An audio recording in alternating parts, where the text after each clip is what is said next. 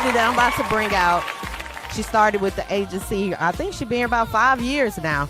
And she just came out running. Like, I love people that's serious about their talent. She came out running as a model. She started as a model, and then she realized she wanted to do her own talk show. And she's doing her thing out here in these streets. You see her everywhere. What they say, you got to speak it into existence for it to become as it is. So all you guys here today to support her means the world to her.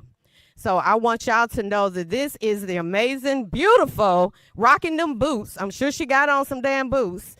If she don't, she changed about 3,000 times, so them boots gonna come out. Y'all give it up for Tanya R. Lewis.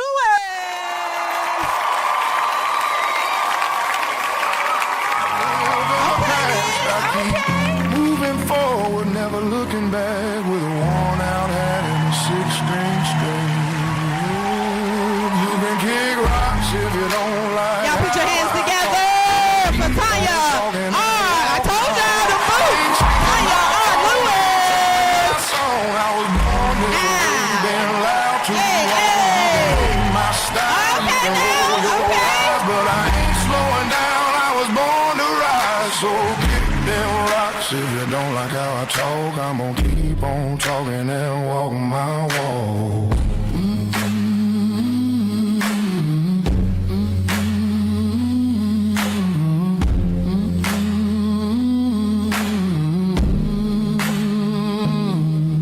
I've lost some friends, made a few new foes, but that's just life, that's how it goes. I ain't bending over just to please a crowd. If I fall down, I'll fall down proud. I talk my truth, I live my way. Ain't nobody gonna take my say. This road's been rough, but I learned the trade. It's sweat, soul, and dues I paid. You can kick rocks if you don't like how I talk. I'm gonna keep on talking and walk my walk. Ain't changing my tone, ain't changing my song. I was born this way, been loud too long. You can hate my style, you can roll your eyes, but I ain't slowing down. I was born to rise, so kick them rocks if you don't like how I talk. I'm gonna keep on talking and walk my walk.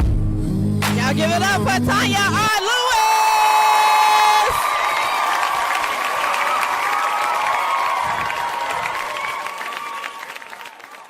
First of all, I'm not even supposed to be standing here. Because let me tell y'all something. No, the devil don't want me standing here. Okay? Let me tell you something. Because 15 years ago, December 29th, I was so doped up. I was so high, I was afraid not to take a pill. My body would go into shock if I didn't get a pill. And one day I said, God help me. And that's exactly what he did. December 29th, 15 years, I've been clean. Thank you, Jesus. Yes, but let me tell y'all something. The day that I decided to come clean, I had 30 days clean, and my parents died 8 days apart. And I said, if that can't make me get high, nothing can make me get high again. So if you got a story, if you are addicted, you know somebody addicted, there is hope. Because God said there is. He said, only thing you don't have to do is pick up. Do that perfectly, and I'll do the rest. So he removed that taste from my mouth. So, Tina B, you need to introduce our first interviewer.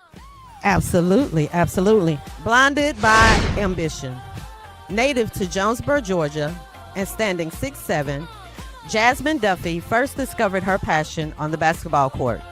She quickly became a national standout, earning recognition as one of the top 5 female basketball players in the country. But shortly after beginning her college career, Jasmine received life-altering news. She had a heart condition called Marfan syndrome.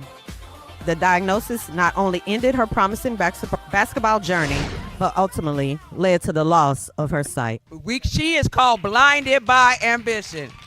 Okay?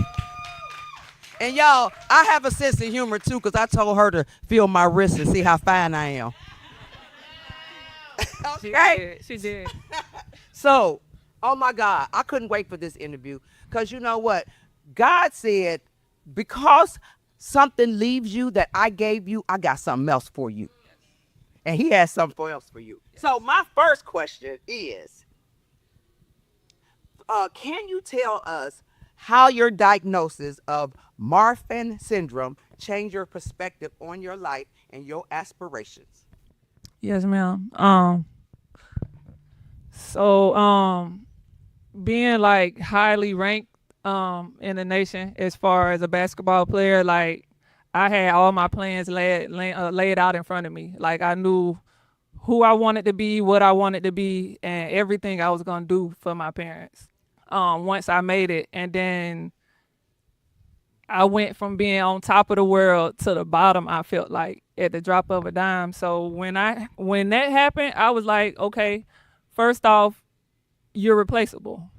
Like, you know what I'm saying? Like, humble yourself real quick, because at the drop of a dime, you can be on top of the world and then not.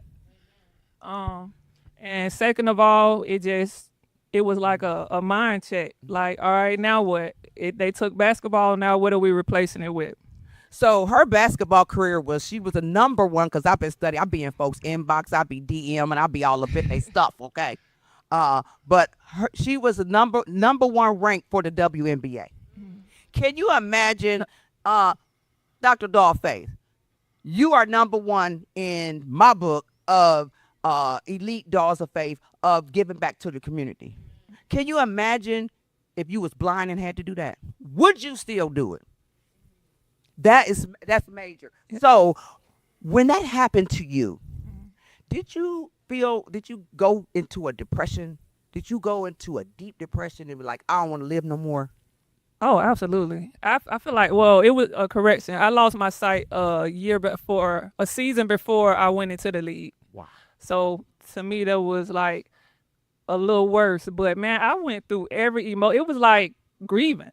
Yeah. Like, you know what I'm saying? Like, but depression was my first emotion. Like, I kept going to doctors expecting they'd tell me something different. So like, had to cure. Yeah, exactly. And then one day, my sister, somebody I looked up to like highly, she checked me. She was like, you got me crying and I don't cry. So you need to get up and we're gonna figure this out. And that's all I needed.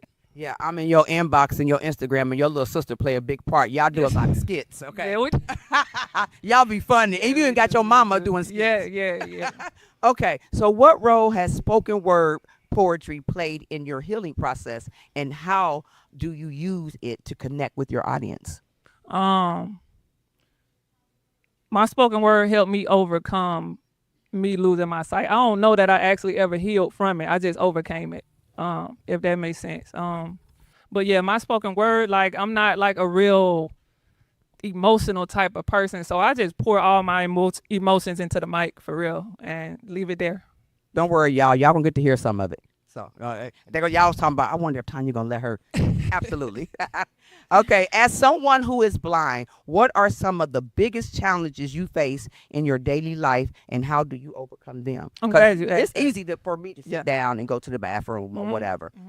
How does that affect your everyday life? That's the easy part. The hardest part for me is getting other people to believe in what I can do. I know what I'm capable of. I take care of myself. I work. I do everything. Getting somebody else, the next person, to believe that I'm capable of doing everything that I do is my problem. You know you fine too, don't you? Thank you. I just want to Thank say, you. I want to put that out there. Thank Y'all was you. thinking it. All right. How did losing your sight shift your approach to music production, and what unique insight does it bring to your craft? Because y'all, she's an engineer. Yes. She's going to tell y'all how. Yes. Yeah. Man, losing my sight made me fall in love with music more, because it's audio, you know. So I fell in love with anything audio, movies, doing behind the scenes with movies, editing books. But music, like, if you just sit there, even having sight, just close your eyes and listen to music, you're going to get a different feel. Like, so it just made me hungry for real. Now you done made me want to, one of my favorite songs come on. I'm going to close my eyes. Yeah, you and I'm going to should. listen to Yeah, it. yeah. Because You they're gon- not going to walk in your shoes. Yep. You know, I mean, not literally, but you probably wear a 12 and I wear 13. Okay. I wear 9.9. That's almost a 10. Point nine. Okay. All right. Have there been any mentors or figures in your life who inspired you to keep pushing forward despite your challenges? I know you said your sister was one. She hard on you, man. I watched her on the video. Yes. She hard on you. Yes.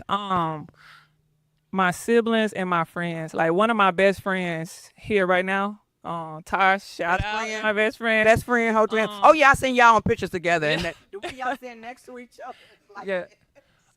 But when other people believe in you wholeheartedly, man, the feeling in that, like, my best friend just called me sometime, be like, you dope. Like, so when somebody else believe in you the way you believe in you, it just hit a little different. You know what? Me sitting here looking at all these people out here that believe in me is unbelievable. Exactly. Let me tell you something. Lex told me, I was at one of her networking events, and she told me, she said, Tanya, I want to see you with an audience one day. Yep. And she pictured this, and she told me it was going to happen. Crown, my cameraman, boy, you don't know how many times I called his phone crying. I was crying. Okay. So, and these ladies up here in the front, it's amazing when people believe in you. And let me tell y'all something. I'm going to tell y'all something after ambition get done, because some things has happened. You know, the devil is truly busy, and he always trying to come in and destroy. But there was no way I was going to allow him not to let me interview her, because her story was amazing. It's amazing to me. Okay, so what advice would you give someone who is facing their own adversities and fears that might derail their dreams? I would say, man, honestly, the only shots you miss are the ones you don't take, for real. Like, just, yeah, yeah, yeah. And everybody, like, when you have an idea in your mind, everybody has a start. Like, start on the start, and then keep going. I was doing spoken word. Like, I started off, I don't think I was good at all, y'all. But I knew it was something I wanted to do, so I just built on it. And like you said, even with the situation with your parents, both of your parents passed, that happened with me, but my parents passed 4 months and 3 days apart. And if that didn't break me, like Well, you nothing said, breaks me. exactly. There you go. know, I mean, my kids can walk up out of here, but Yeah. it ain't gonna make me ever want to get high. Yeah. You know what I'm saying? Because I Yep. wouldn't have this life that I have Exactly. now. If you can, somebody out there, if you can reach somebody out there and say something to them, somebody that you know is struggling, or somebody that's struggling, because the holidays, people struggle. We all want to celebrate and be happy, but there's some people, it's like a catch-22 for me, because my parents died right after Christmas, and so I struggle with it a little bit. Give my audience a word, because you bad. I'm gonna let you do your spoken word, but motivate somebody for me after that phone get finished ringing. Okay. Man, I think all I would say to somebody who is struggling is, I was once you. Shoot, just find purpose. Just find something or somebody that gives you purpose, like a reason to get up and a reason to push through everything you're pushing through. My siblings and my friends, that's it for me. They it for me. Because, I mean, I could dwell in my blindness. I could. But, man, the way these folks make me feel, it's not an option. So just find purpose in something. Do they pity you, or do they? I wish. they out there wish. speaking. Like, Oh my God. I wish. I wonder, man. Okay. All right. I want to get two questions for the audience. And Aisha, can you go and make sure we hear them right on the question they got? Who would like to ask the question? Nah, I mean, I go to some games. I go to games, but not like behind the scenes or anything like that. Nah. How do you feel when you go to those games and hang out? Everybody asks me that. Yeah. Sometimes, like I usually go with my siblings, and they're so descriptive. I feel like I'm watching the game. Yeah, like, and man, like, honestly, my heartbeat is a basketball. So like when I'm just in the surrounding, like it's like that's my high. Wow. Yeah. Wow. Do you ever miss being out on the court. Do you still try to shoot? I know you. Oh can't see yeah, them, I'm but taking money. I take people money. You take Like, people's yes, money and yes. Like we can play. We can play. and Yeah. you can still you can still- Absolutely. Yes. My sister makes sure I don't lose that. Like we go to the gym all the time. Oh, she tell you to Yeah. move over Yep. and Yep. We do that. Yeah. Wow. See, Yep. God is so amazing. You know what I'm saying? We're gonna now allow her to do the spoken word, guys, because I really want to hear. Because she done gave me some. How they go? How the young folk go?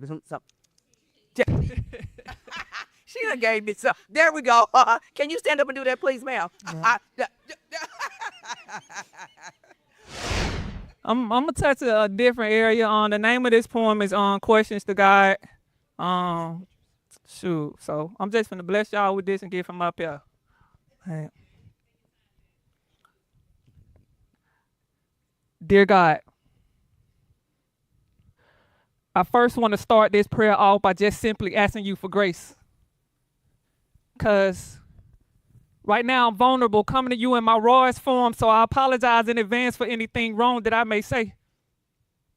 I heard that God is love and love is God. If this is true, God, why is it that my heart feels this way? I mean, I never expected life to be easy, but then again, no one ever told me it would be this way. Now I'm standing here before you with just a mustard seed of faith. So now that it's just me and you, God, I apologize in advance about my aggression, but God, I got questions. Because see, I understand that with life comes death and with death comes you. But if you knew of this, why would you allow us to associate death with pain instead of comfort? Why is it so easy for humans to allow the perception of time to be altered? Why would you bless us with so many beautiful souls just to come and take them back from us, God? Why is everything we do in life associated with a clock when not even this world is timeless, God? I got questions. Like, why can't we all be granted the luxury of a Last Supper? Now, hear me out. Because in no way am I comparing any of us to Jesus, but according to the Bible, you are our Father, therefore we too are your children. So again, Father, let me just apologize about my aggression. It's not you that I'm second guessing, and I know the Bible tells us to not lean on our own understanding, but even knowing all that, it's just something about death that just brings certain questions, God. It's just something about death that just brings certain emotions, God. It's just something about death that just brings certain realizations, like although death is a stranger that one day we will all meet to get the glory, it still hit a little different when it come without warning. I'm affected, God. I'm mourning. You took another one of my heroes without warning, and now all I have left is faded memories and a lingering thought about what it was I would have said if, like the Last Supper, I'd have been granted one last moment. Maybe I should shut my heart off from love so that it don't hurt so bad when I lose them, or maybe I should just learn to toughen up so that it don't hurt so bad when I lose them, or maybe I should just give up on it not hurting so bad when I lose them, or maybe you can just give us a better understanding on why it is we have to lose them. And God, if we absolutely have to lose them, why it gotta happen so tragically? I mean, plane and car crashes, school shootings, cancer, domestic violence, and let's not forget about the ones that was murdered by the cops. Rest in peace to Sonia Massey. Where were you when all this was happening? I'm confused and in need of understanding. If you can hear me, God, please send an answer. And I hope that it doesn't bother you, Father, that I have more questions. Like, if our steps are really ordered, why are so many of your children confused about their life's purpose? God, why you let these ICE agents come and deport people off of some stolen land when the real immigrants are the ones that's doing all the deporting? God, why is it that the worst part about betrayal is that it always seems to come from your loved ones? And God, if I retaliate, that wouldn't be of God, but no one said nothing to them when I was the one they was hurting. Don't leave yet. God, I got more questions like, how can being a convicted felon take away your right to vote, but don't take away your right to run a nation? Why is it that so many people who once fought for our country now take up half the homeless population? I mean, is it just me, or are black people the only ones who have yet to receive reparation? And God, I'll never stop asking, how can I come from a God and not be one if I was made in your creation? Look, Father, I feel like I've taken up enough of your time. But my final question before you go is, if life is such a precious gift, why do we all start our lives off crying? When you have time, please answer me. Thank y'all.